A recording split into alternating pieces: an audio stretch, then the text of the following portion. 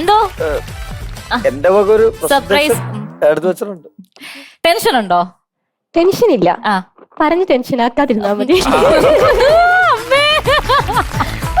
നമ്മുടെ ഈ പരിപാടി തുടങ്ങിയ കാലത്തെ ഈ നമ്മുടെ ആദ്യത്തെ എപ്പിസോഡൊക്കെ നടക്കുമ്പോ ഈ അമൃത എനിക്ക് ഭയങ്കര ടെൻഷനായിട്ടാ, ഞാനിത് ചെയ്തിട്ടില്ല, എനിക്ക് ഭയങ്കര ടെൻഷൻ എന്ന് പറഞ്ഞോണ്ടിരുന്ന അമൃത ഇപ്പൊ വന്ന ആൾക്കാരോട് അത് ചോദിച്ച് പ്രതികാരം ചെയ്യുക. വന്നവരോട് ടെൻഷൻ ഉണ്ടോ, എങ്ങനെയുണ്ട് എന്ന് ചോദിച്ചിട്ട്. അല്ല, ആ ഒരു ഫീൽ എനിക്കറിയാം.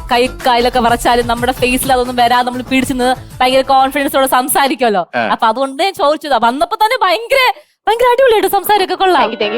ഞാൻ റാൻഡം കൊല്ലം കാര്യം, പക്ഷെ ആദ്യം പറഞ്ഞ എനിക്ക് ലാംഗ്വേജ് മനസ്സിലായില്ല. അതാ ഇങ്ങനെ നോക്കിയത്. അത് എറണാകുളം, കൊല്ലം, അച്ഛൻ ആലപ്പുഴ, ഞാൻ ജനിച്ചത് പത്തനംതിട്ട, പഠിച്ചത് വയനാട്. എല്ലാ ജില്ലയും കവർ ചെയ്തിട്ടുണ്ട്.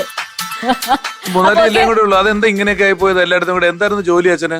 അച്ഛൻ ഇവിടെ വന്നിട്ട് ഒരു വർക്ക്ഷോപ്പ് സ്റ്റാർട്ട് ചെയ്താണ്. അച്ഛന്റെ വീട് മാവേലിക്കരയിലാണ്, ചുനക്കര എന്ന് പറയും. അവിടുന്ന് അമ്മ ഭരണിക്കാവാണ്, കൊല്ലം. അതുകൊണ്ട് ഞാൻ ജനിച്ചത് പത്തനംതിട്ട പന്തളത്താണ്. പിന്നെ അച്ഛൻ ഇവിടെ വന്നിട്ട് ഒരു വർക്ക്ഷോപ്പ് സ്റ്റാർട്ട് ചെയ്തപ്പം ഞങ്ങൾ ഫുള്ളി ഇങ്ങോട്ട് ഷിഫ്റ്റ് ആയതാണ്. ഇപ്പോഴും ആൾക്കാർ മൊത്തം നാട്ടില, ഞങ്ങൾ മാത്രം.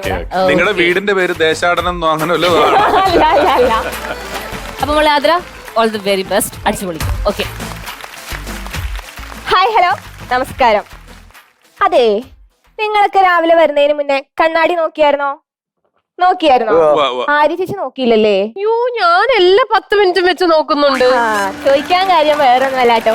ഈ ചെങ്ങാതി നന്നായാലേ കണ്ണാടി വേണ്ടാന്ന് പണ്ടാരോ പറഞ്ഞു കേട്ടിട്ടുണ്ടേ. പക്ഷേ ഇനിയിപ്പോ അതുകൊണ്ടാണോന്ന് അറിയത്തില്ല. ഉള്ള കാര്യം പറയാലാ ഷാജോൺ ചേട്ടാ, എനിക്കിപ്പോ കണ്ണാടി ഇല്ലാതെ ജീവിക്കാൻ പറ്റാത്ത അവസ്ഥയാ.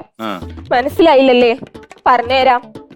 ബുദ്ധി എന്ന് പറയുന്ന ഒരു സാധനേ ഒരു 5 പൈസക്ക് ഇല്ലെങ്കിലും അതിന്റെ അഹങ്കാരം ഒന്നും തീരെ ഇല്ലാത്ത ഒരു ബുദ്ധിശാലിയായിട്ടുള്ള സുഹൃത്ത് നമുക്ക് എല്ലാവർക്കും ഉണ്ടാവൂല്ലേ? ഇല്ലേ? അവര് തലയാട്ടണം. അങ്ങനെ ഒരു സുഹൃത്തിന്റെ വീട്ടിലേക്ക് ഒരു ദിവസം ചുമ്മാ കാഷ്വൽ ആയിട്ട് ഞാൻ ഇങ്ങനെ കാണാൻ വേണ്ടി പോയതാണേ. ചെന്നപ്പോ കാണുന്ന കാഴ്ചയോ, ഇവന്റെ ചേച്ചിയുടെ കൊച്ചിനെയും പിടിച്ചിരുത്തി കമ്പ്യൂട്ടറിന്റെ കീബോർഡ് എടുത്തു വെച്ചിട്ടേ അതിലെ ലെറ്റേഴ്സ് മൊത്തം വായിപ്പിക്കാന്ന് കണ്ടപ്പോ എനിക്ക് ഭയങ്കര സന്തോഷായിട്ടാ. കാരണം വളരെ നല്ലൊരു കാര്യമാണല്ലോ, പഠിപ്പിക്കുകയാണല്ലോ. എന്നാലേ സാധാരണ ഈ ടെക്സ്റ്റ് ബുക്ക് നോക്കിയല്ലേ പഠിപ്പിക്കണേ, ഇവൻ എന്താ ഈ കീബോർഡ്, ഇതെന്താ സ്കീം? ഞാൻ ഇവിടെ ചേച്ചിയുടെ അടുത്ത് ചോദിച്ചു. അപ്പൊ ചേച്ചി പറയാ, എന്റെ പൊന്നു കുഞ്ഞേ ഒന്നും പറയണ്ട, ആ കൊച്ചിനൊന്ന് കീബോർഡ് വായിക്കാൻ പഠിക്കണമെന്ന് പറഞ്ഞു പോയി, അതിന്റെ മേടാണ് ഇവനീ കിടന്ന് കാണിച്ചുകൊണ്ടിരിക്കണേന്ന്. എടാ, ആ കീബോർഡ് അല്ലടാ ഈ കീബോർഡ്, നീ മറുതാനോട് ആരാ ഒന്ന് പറഞ്ഞ് മനസ്സിലാക്കാൻ. അല്ല, പറഞ്ഞിട്ട് വലിയ കാര്യമൊന്നുമില്ല. പണ്ടേ, ഒത്തിരി പണ്ടല്ല, ഞങ്ങൾ കോളേജിൽ പഠിക്കുന്ന കാലത്ത് നമ്മുടെ പരിപാടികൾക്കൊക്കെ മുമ്പ് ആങ്കർമാര് ഇങ്ങനെ വന്നിട്ട് മൈക്കിൽ തട്ടിട്ടേ മൈക്ക് ടെസ്റ്റിംഗ് എന്ന് പറയുമല്ലോ.